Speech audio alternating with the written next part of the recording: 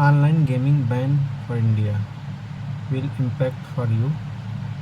प्रशांत Dhawan sir ने इसे बहुत अच्छे से ब्रीफ किया है। आइए चलिए हम लोग देखते हैं। जी नमस्कार, वेलकम टू करियर 247। मैं हूँ प्रशांत धवन। क्या भारत में ऑनलाइन मनी गेम्स बैन होने वाली है? और मैं आपको ये बता दूं, बिल्कुल इम्पैक्ट इसका करेगा। इम्पैक्ट बिल्कुल आप पर भी होगा, क्योंकि आप कहीं ना कहीं किसी कैटेगरी में तो आते होंगे।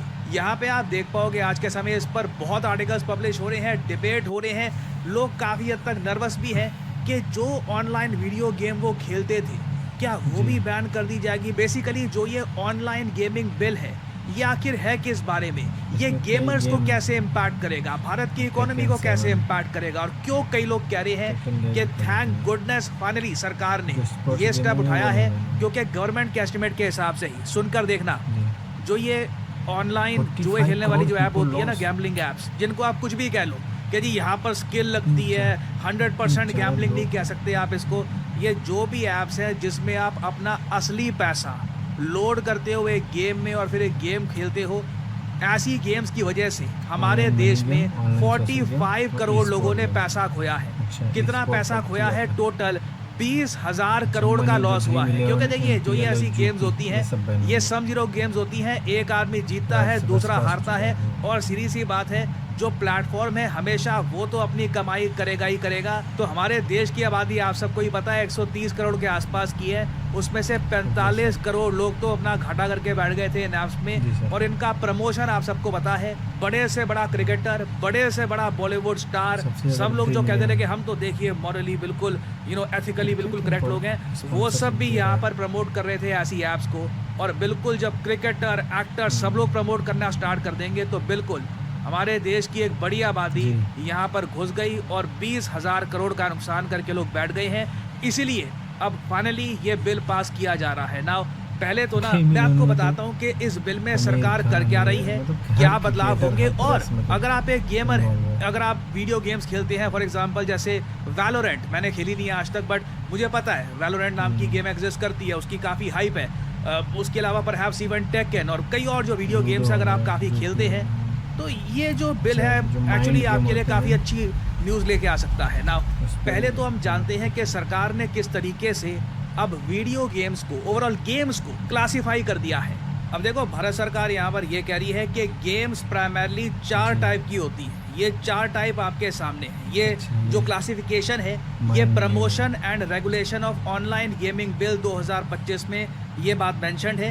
अभी वैसे ये बिल सिर्फ लोकसभा में पास हुआ है। जैसे आप जानते हैं लोकसभा के बाद राज्यसभा में इसको पास करना होगा, उसके बाद प्रेसिडेंट ऑफ इंडिया का अप्रूवल आएगा, फिर ये बिल प्रॉपरली पास हो जाएगा। ठीक है, तो अभी राज्यसभा में देखना होगा कि क्या ये बिल ऐसे ही पास हो जाता है या फिर what happens, it will be interesting to see. मगर अभी के लिए अगर हम देखें लोकसभा में जो इसका ड्राफ्ट पास हुआ है उसमें ये बताया गया है कि देखो एक तो होती है ऑनलाइन मनी गेम्स जैसे कि ड्रीम11, MPL, यहाँ पे सीधा सीधा आप पैसा जीत सकते हैं। पैसा आपको लगाना भी पड़ेगा, अपने बैंक अकाउंट से पैसा यहाँ पे आप डालोगे, गेम खेलोगे, जीत सकते हो, हार भी सकते हो। और बिल्कुल ये कितनी अजीब बात है कि ऑनलाइन मनी गेम में एक बड़ा ब्रांड ड्रीम11 ये इंडियन क्रिकेट टीम का स्पॉन्सर है आज भी। ये कैसे हो गया, किसने अप्रूव कर दिया पता नहीं, मगर बहुत अजीब बात है कि लंबे समय तक ड्रीम11 इंडियन क्रिकेट टीम का स्पॉन्सर रहा है और अभी भी है।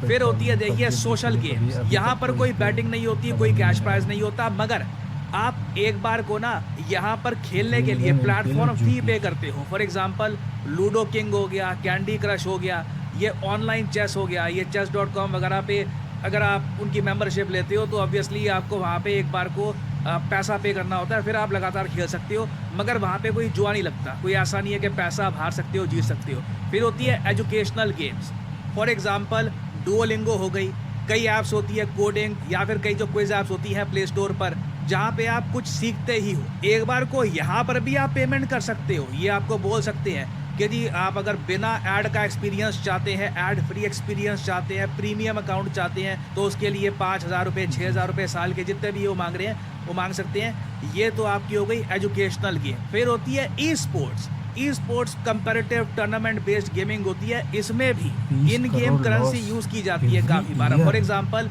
वैलोरेंट एक गेम है, आपने कभी अगर खेली नहीं है 20,000 तो करोड़ एक बेसिकली शूटर गेम हर है। साल। और इसमें अगर आपके कैरेक्टर को आप चाहते हैं और ज़्यादा सजाना चाहते हैं तो आप स्किन्स परचेज कर सकते हैं, उसके लिए भी पैसा लगता है। आप अपने बैंक अकाउंट से पैसा ट्रांसफ़र करते हैं गेम में, वहाँ पर फिर आप गेम के अंदर जो भी आपको नई बंदूक चाहिए, नया मुकुट चाहिए, जो भी आपको चाहिए आप ले सकते हो और अपनी गेम खेल सकते हो। सो अभी के लिए क्या है, सोशल गेम्स नो प्रॉब्लम, जितना मर्जी खेलो कोई प्रॉब्लम नहीं है। E sports absolutely no problem, जितने मर्जी ई स्पोर्ट्स खेलने हैं खेलो, कोई दिक्कत नहीं है। Educational games absolutely no problem.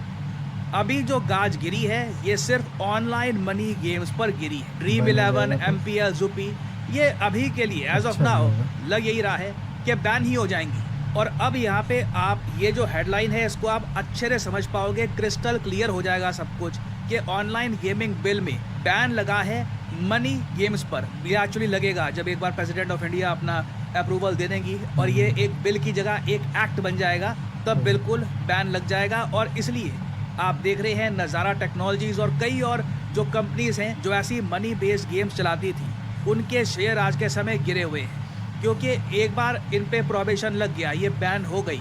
उसके बाद सरकार क्या करेगी किसी को पता नहीं है। क्या ये रेगुलेशन के अंडर ऑपरेट करेगी, क्या इन पे काफ़ी सख्ती कर दी जाएगी, होगा क्या?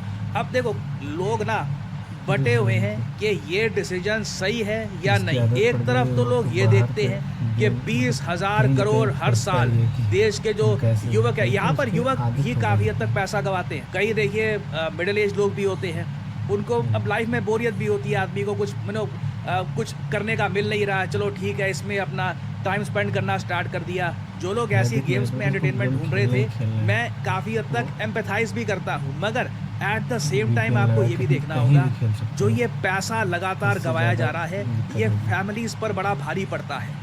गेमिंग करना कोई प्रॉब्लम नहीं है, मगर जब आप असली पैसे को गेम्स में इन्वॉल्व करना स्टार्ट कर देते हो, दैट इज़ वेरी रिस्की। इससे फैमिलीज़ बहुत ज़्यादा सफ़र करती है।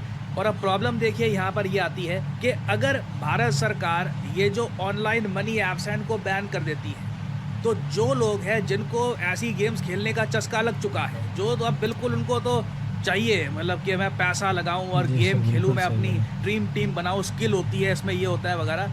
तब मैंने ये गेम्स कभी खेली नहीं है और ना मैं कभी किसी को बोलूँगा कि ये गेम खेलिए, मगर एक बार को सोचना होगा कि जो लोग ये गेम्स बहुत ज़्यादा खेलते थे, जिनकी आबादी अगेन करोड़ों में है, अब अचानक से वो लोग ऑल्टरनेटिव तो ढूंढेंगे। ऐसा तो होगा नहीं कि 45 करोड़ से भी ऊपर जो लोग हैं जो खेल रहे हैं आज के समय ऐसी ये गेम्स ऑनलाइन, ये अचानक से कहेंगे कि चलो ठीक है अब आज के बाद ये गेम खेली नहीं। एक बड़ी मेजॉरिटी ऑफ कोर्स यहाँ पे हो सकता है कि बिल्कुल ये गेम खेलना छोड़ दे, बट फिर भी बहुत सारे लोग होंगे वो क्या करेंगे, इलीगल रास्ता ढूंढेंगे। वो चाइनीज़ ऐप्स या फिर इंडिया से बाहर कोई कंपनी है वो ऐसी ऐप्स बनाकर बैठ गई है, वहाँ पर जाएंगे। उधर और बड़ा रिस्क होगा कि एक बार को वहाँ पे पैसा डाल दिया, हारे जीते अलग बात है, वो पैसा वापस विड्रॉ कर पाएंगे या नहीं कर पाएंगे इसकी भी गारंटी नहीं है। सो प्रॉब्लम बहुत सारी है और इसलिए मैं कहता हूँ कि या तो इस इंडस्ट्री को स्टार्टिंग में ही मना कर देते कि ये अलाउड नहीं है। ये इंडस्ट्री पहले तो फली फूली है, इंडियन क्रिकेट टीम की जर्सी पे तो इनकी जो कंपनियां हैं वहाँ पे उनकी ब्रांडिंग हो रखी थी। कितने इंडिया के फेमस लोग जो हम कहते हैं कि हमारे इंडियन ब्रांड एम्बेसडर्स हैं, वो लोग ऐसी ऐप्स को प्रमोट कर रहे थे। अब हम अचानक से इनको बैन कर रहे हैं ना, इससे देखो क्या होगा कि जो ये बड़ी बड़ी कंपनियां थी जहां पर लोग काम कर रहे थे, उनका रोजगार जाएगा। सडनली एक इंडस्ट्री को शॉक लगेगा, वो कहेंगे कि यार ये क्या है कि पहले हमको खड़ा होने की अनुमति दे दी, फिर अचानक से ऐसे बंद कर दिया। तो ये प्रॉब्लम इतनी ज़्यादा सिंपल नहीं है। एक मैं कहूँगा कि यहाँ पर कहीं ना कहीं सरकार को देखना होगा कि what else can we do. But finally हमेशा की तरह मैं यहाँ पे आप लोगों से पूछना चाहूँगा, आप लोग को तो लॉस ही होता है, एक दो लोग को बस फायदा होता है, इससे